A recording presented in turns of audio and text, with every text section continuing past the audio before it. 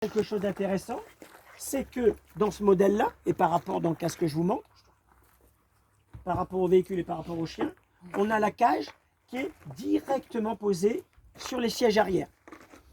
Contrairement à Christelle, là, C'est quand je suis partie en vacances, j'avais fait ça. d'accord. Alors, on peut aussi comprendre le pourquoi du comment, mais dans l'idéal, il vaut mieux. Pourquoi? Parce que si on ne baisse pas le siège, je vous garantis que cette cage, elle ne rentre pas dans le coffre. Donc, on n'a pas tellement le choix. Si, on remet une cage toute petite. Et là, le problème, c'est que le chien, il est trop blotti dans la cage de transport. Donc, vous voyez, du modèle qui est là-bas, on peut arriver à ce modèle comme celui-ci, avec une taille de chien presque identique. D'accord?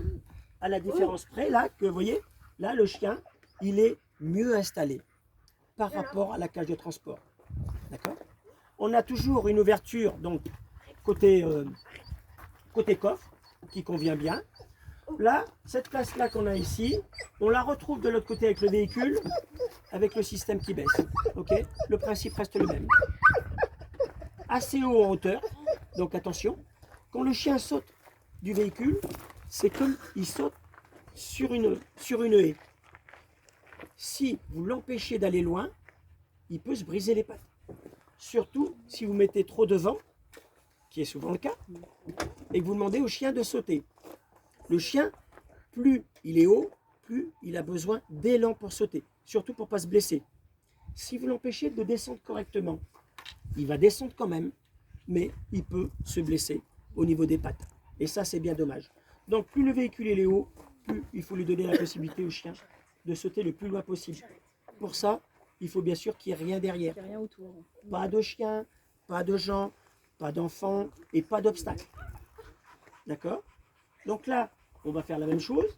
À la différence près, c'est que le chien, il a été bien excité pour tous ceux qui sont passés à côté. Donc, on va jouer la sécurité parce que s'il décide qu'en sortant, c'est le moment de mordre, tant pis pour vous. D'accord? Dommage. Ce serait dommage. Ok? Donc, l'objectif, c'est, elle va se rapprocher de la cage de transport. Elle va éviter, bien sûr, que le chien saute inutilement tant qu'elle ne l'a pas dit de sauter. Et elle mettra, bien sûr, la laisse. Ok? Vous voyez que l'ouverture de la porte est différente de notre cage. Donc là, celle-ci, elle s'ouvre sur le côté. Le principe est le même. C'est-à-dire que si on n'est pas suffisamment vigilant, la porte qui va s'ouvrir sur la gauche, elle va se refermer sur le chien.